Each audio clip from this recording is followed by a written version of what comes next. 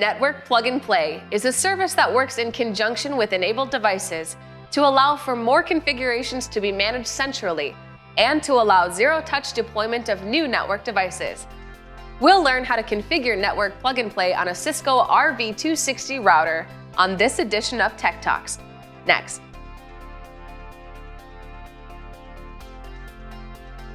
When installed, a Network Plug and Play enabled device will identify the Network Plug and Play server through manual configuration, DHCP, DNS, or the Plug and Play Connect service.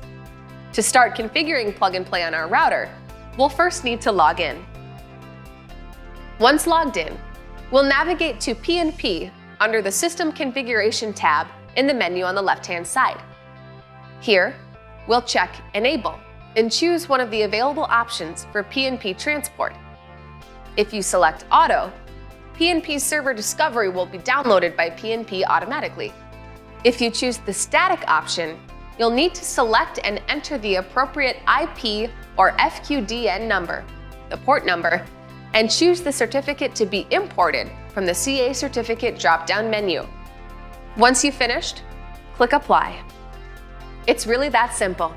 You've now configured Plug and Play on your RV260 router. Thanks for watching Tech Talks from Cisco. We'll see you next time.